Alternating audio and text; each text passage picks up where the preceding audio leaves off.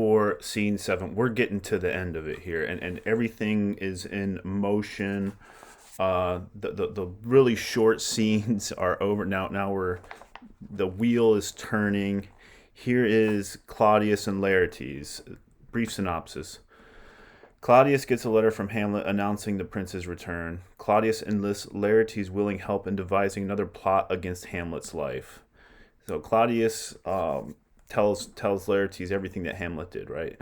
Laertes agrees to kill Hamlet with a poisoned rapier in a fencing match. If he fails, Claudius will give Hamlet a poisoned cup of wine. Gertrude interrupts their plotting to announce that Ophelia has drowned. Here's the you know the sadness, the death of Ophelia here too in this scene. Claudius. Now must your conscience my acquittance seal, and you must put me in your heart for friend. Sith you have heard, and with a knowing ear, that he which hath your noble father slain pursued my life. So Hamlet killed your father, and he's coming after me. It well appears, but tell me why you proceeded not against these feats so criminal and so capital in nature, deserving death. Why didn't you do something? This is what Laertes is asking Claudius. Why didn't you do something, as by your safety, greatness, wisdom, all things else you mainly were stirred up? Oh, for two special reasons, which made you perhaps seem much unsinewed, weak here. Weak reasons, but yet to me they're strong. The queen, his mother, lives almost by his looks. The queen loves him. The queen loves Hamlet. That's her son, but almost by his looks, right? To look on Hamlet is to love Hamlet. And for myself, my virtue or my plague, be either which, she is so conjunctive here, closely united to my life and soul, that as the star moves not but in his sphere, I could not but by her. The mother Gertrude loves Hamlet, and that's why you can also see why when Hamlet was talking horrifically to her, she was so upset. The other motive, why to a public count I might not go, is the great love the general gender bear him. People love Hamlet. Two reasons why Claudius does not outright try and have Hamlet offed. He does it by duplicitous means. His mother loves him, and people love Hamlet. What does that say about Hamlet if the people love him? That he's an honorable person, that he's a trustworthy person, right? The other motive why I might not go is the great love of general gender bear him, who dipping all his faults in their affection would, like the spring that turneth wood to stone, convert his gifts to graces, fetters to graces, so that my arrows too slightly timbered for so loud a wind would have reverted to my bow again, and not where I had aimed them. And so I have a noble father lost, a sister driven into desperate condition, whose worth, if praises may go back again, never to what is past, stood challenger on mount of all the age for her perfections. But my revenge will come. Laertes wants revenge now, right? Break not your sleeps for that. You must not think that we are made of stuff so flat and dull that we can let our beard be shook with danger and think it past time. You shortly shall hear more. I loved your father, and we love ourselves, and that, I hope, will teach you to imagine. Letters from my lord. Here's the letters. Here's the letters that Hamlet told to deliver. From Hamlet. These to your majesty, this to your queen. From Hamlet, who brought them? Sailors, my lord, they say. I saw them not. They were given me by Claudio. I received them of him that brought them. Laertes, you shall hear them. Leave us. So here's the king and Laertes. High and mighty, you shall know I am set naked on your kingdom, destitute. Tomorrow shall I beg leave to your kingly eyes, when I shall recount the occasion of my sudden and more strange return.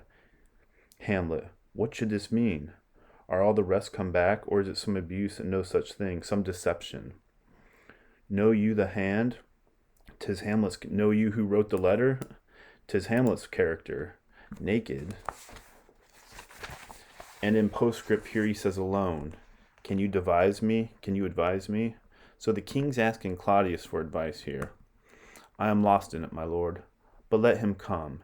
It warms the very sickness in my heart, that I shall live and tell him to his teeth, thus didst thou. I'm going to confront Hamlet and tell him what he's done. If it be so, Laertes, And how should it be so? How otherwise? Will you be ruled by me? I, my lord. Will you listen to me? Will you come under me? I, my lord. So you will not rule me to a peace. If you're just to me, to thine own peace. If he be now returned as turning away from his voyage, and then he means no more to undertake it, I will work him to an exploit now ripe in my device, under the which he shall not choose but fall, and for his death no wind of blame shall breathe, but even his mother shall in charge the practice, and call it accident. So they're plotting. Here's the plot here to murder Hamlet. They're plotting. My lord, I will be ruled, the rather if you could devise it so that I might be the organ. I'll do your bidding. I'll take this out, right? I'll do it. It falls right. You have been talked of since your travel much, and that in Hamlet's hearing, for a quality wherein they say you shine. Your sum of parts do not together pluck such envy from him as did that one, and that in my regard of the unworthiest siege. Rank. Laertes is obviously a more skilled swordsman than Hamlet. That's another thing about Hamlet. In the old school warrior, Beowulf, all that. Hamlet would be the strongest, right? The most skilled. Laertes is obviously more skilled than Hamlet in swords. What part is that, my lord? A very ribbon in the cap of youth, yet needful too, for youth no less becomes the light and careless livery that it wears than settled age his sables and his weeds, the sober attire, importing health and graveness. 2 months since, here was a gentleman of Normandy. I have seen myself and served against the French, and they can do well on horseback. But this gallant had witchcraft in it. He grew unto his seat, and to such wondrous doing brought his horse, as had he been incomposed and dim-natured with the brave beasts. So far he topped my thought that I, in forgery of shapes and tricks, come short what he did. Norman was it. So here's the king's telling him what's going to go down here. Norman, upon my life, my lord. The very same. I know him well. He is the brooch indeed and gem of all the nation, ornament of all the nation. He made confession of you and gave you such a masterly report for art and exercise in your defense, and for your rapier most especial. Laertes is a really talented swordsman, the rapier, the sword, right? Your art and exercise and your rapier most especially. They cried out, 'Twould be a sight indeed if one could match you.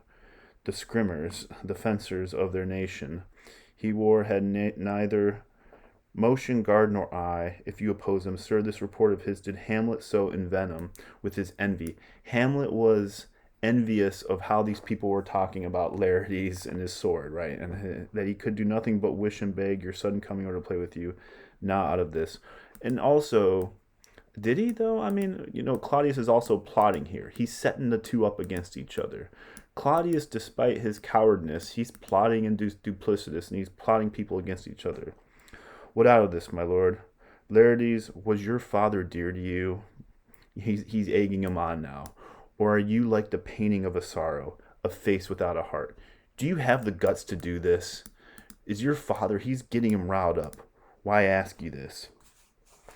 Not that I think you do not love your father, but that I know love is begun by time, and that I see in passages of proof, time qualifies the spark and fire of it. There lives within the very flame of love a kind of wick or snuff. The residue of a burnt wood, the residue that will abate it, and nothing is as like a goodness still, for goodness growing to a pleurisy, the fullness, excess, dies in his own too much, that we should do when we would, for this wood changes. He's goading him on here, and hath abatements and delays as many as there are tongues or hands or actions. Are you going to act or are you going to delay? And then this should is like a spendthrift sigh. Sighing provides ease, but because it was thought to thin the blood and to shorten life, it was spendthrift. Sighing is wasteful. You're going to sigh that hurts by easing. But to the quick of the ulcer, Hamlet comes back. What would you undertake to show yourself indeed your father's son more than in words? Are you willing to do this, or are you just talking? To cut his throat in the church. Right? He's willing to do that. No place indeed should murder sanctuarize. Sanctuarize here. Protect. Revenge should have no bounds. But good Laertes, will you do this? Keep close within your chamber. Hamlet return shall know you are come home. We'll put on those, shall praise your excellence and set a double varnish on the frame. The Frenchman gave you, bring you and find together. and wager on your heads. He, being remiss, most generous, and free from all contriving, will not peruse the foil, so that with ease or with a little shuffling you may choose a sword unbaited. Here's the sword, right? Not blunted. We're going to dip it in poison, right? Unbaited and in passive practice, requite him for your father. I will do it. And for that purpose, I'll anoint my sword. I'm going to anoint it with poison. I bought an unction of a mountebank, a quack, so mortal that but dip a knife in it. Here's the poison he's talking about. But dip a knife in it where it draws blood, no cataplasm so rare, collected from all simples that a virtue under the moon can save the thing from death. If you just touch this poison to your blood, you will die. This is but scratched withal. I'll touch my point with this contagion, that if I gall him slightly, it may be death. I'll dip my sword in this poison. Let's further think of this. Weigh what convenience both time and means may fit us to our shape. If this should fail and there adrift look through our bad performance, 'twere better not essayed. If this doesn't work, we're going to have a backup plan too, right? Therefore, this project should have a back or second, right? There's the backup plan, if it doesn't work. That might hold if this blast in proof. Soft, let me see. We'll make a solemn wager on your cunnings. When in your motion you are hot and dry, as make your bouts more violent to that end, and that he calls for drink. I'll have prepared for him a chalice for the nonce, whereon but sipping, if he by chance escape your venom stuck, our purpose may hold there. But stay, what noise? So, if you fail in pricking him with the sword, I'm going to give him this poison cup to drink. Queen, and here's the death right here, right? The sadness. Oh woe, doth tread upon another's heel, so fast they follow. Your sisters drowned, Laertes. Drowned? Oh, where? There is a willow grows askant in the brook, that shows his horror. The horror here, where is that at on my notes? Silver gray. The silver gray leaves in the glassy stream. I love that line. Leaves in the glassy stream. There with fantastic garlands did she make of crow flowers. Remember those flowers, and she garlanded them around her. Nettles, daisies, and long purples. That liberal shepherds give a grosser name, free-spoken shepherds. But our cold maids do dead men's fingers call them. There on the pendant boughs, pendant boughs, her crown and weeds, clamoring to hang, an envious silver broke. Malicious branch broke. When drowned her weedy trophies and herself fell in the weeping brook. Her clothes spread wide, and mermaid-like a while they bore her up, which time she chanted snatches of old lauds. Remember, she was singing. As one incapable of her own distress, unaware of her own distress, or like a creature native and endued unto the element. But long it could not be that till that her garments, heavy with their drink, her garments weighed her down, pulled the poor wretch from her melodious lay to muddy death. So there's the drowning of Ophelia, as reported by Gertrude. Alas, then she is drowned. Drowned, drowned. Too much of water has thou, poor Ophelia, and therefore I forbid my tears. But yet it is our trick. So I'm not going to cry. Laertes is all this anger. Nature her custom holds. Let shame say that it will. When these are gone, the woman will be out. Adieu, my lord. I have a speech of fire that fain would blaze, but that this folly drowns it. Let's follow, Gertrude. How much I had to do to calm his rage. Now fear I this will give it start again. Therefore let's follow. So here's the horrible death of Ophelia, beautifully sung by Gertrude, not sung in a song, but reported by Gertrude, the flowers, and then that brook. The king's worried here. You know, he was talking to Laertes about this plan, plotted out. The king's worried that he's going to be too angry to go through with it. But everything's moving. We are in the final act and the final two scenes where everything comes to a head.